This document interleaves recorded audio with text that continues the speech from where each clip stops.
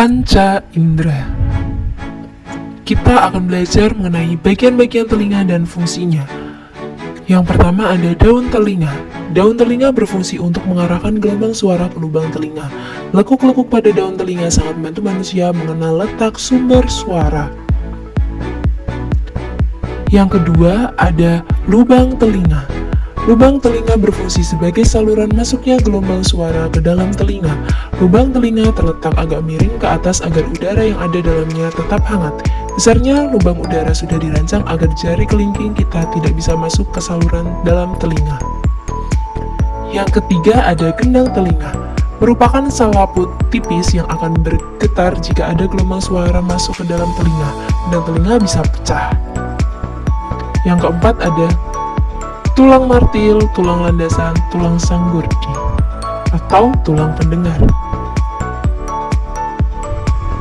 Tulang pendengaran berfungsi untuk menyalurkan getaran gendang telinga ke telinga bagian dalam. Tulang pendengaran ada 3 buah, yaitu tulang martil, tulang landasan, dan tulang sanggurdi.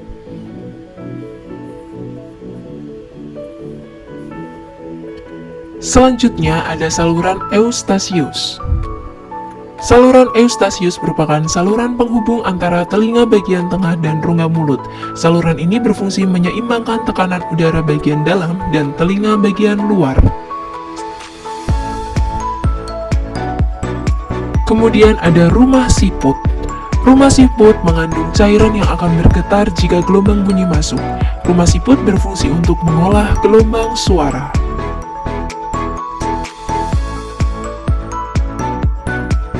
Lalu bagaimana ya telinga bisa mendengar bunyi?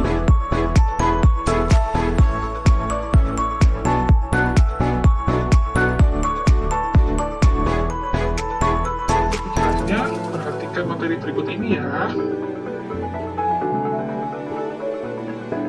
Anak-anak, sifat bunyi itu ada 3. Yang pertama, bunyi dapat dipantulkan. Yang kedua, bunyi dapat merambat. Dan yang keempat, bunyi dapat diserap. Nah, yang pertama, bunyi dapat dipantulkan. Nah, ini adalah gambar yang tadi. Jadi saat berteriak, seseorang itu bisa menimbulkan bunyi yang bisa dipantulkan. Nah, pemantulan bunyi ini tergantung dari tempat atau lokasi seseorang berada. Nah, kalau kalian perhatikan, ini kan di lapangan. Di lapangan itu kan luas sekali ya anak-anak. Tidak terhalang oleh dinding-dinding atau ruangan. Sedangkan kalau di kamar mandi itu pasti samping-sampingnya ada dindingnya ya, seperti itu.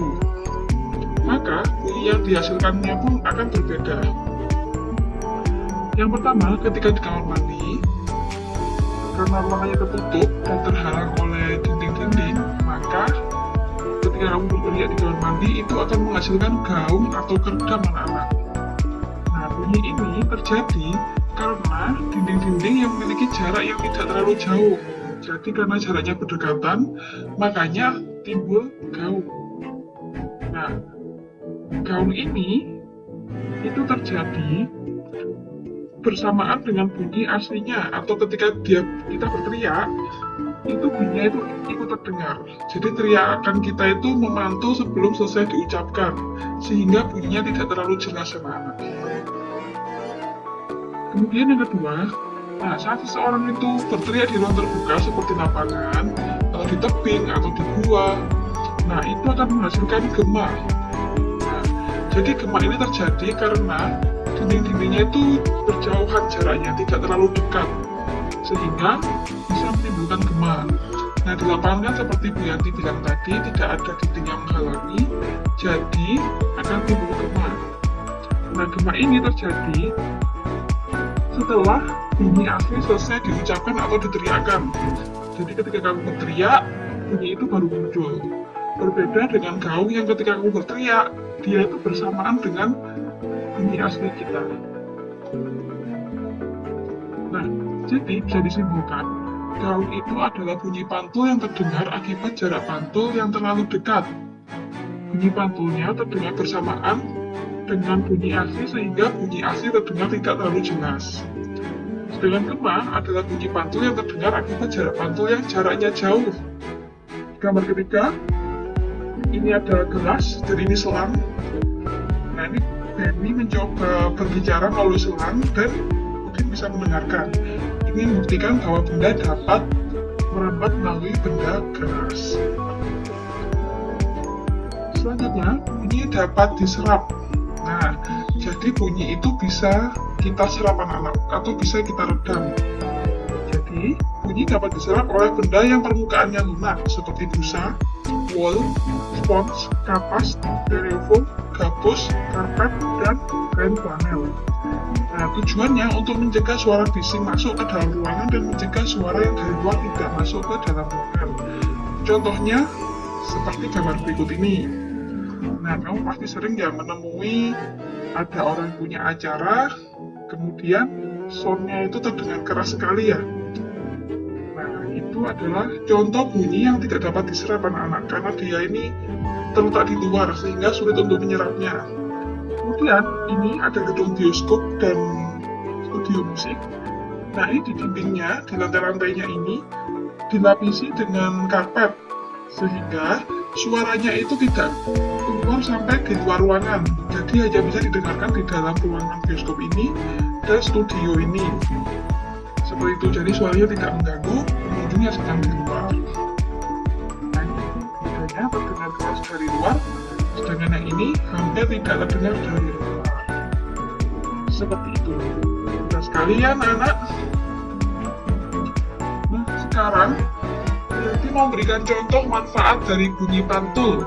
Nah, ini ada gambar kapal, kemudian ada seperti gelombang ya, gelombang dari kapal, kemudian setelah di dasar laut, gelombang itu kembali pada kapal. Nah, jadi anak-anak, manfaat bunyi pantul itu ialah untuk mengetahui kedalaman laut anak-anak. Jadi kalau kapal-kapal mau berlayar itu, dia harus mengetahui berapa kedalaman laut yang akan ia lewati. Nah, dengan yang namanya ini bunyi pantul atau sonar. Seperti itu.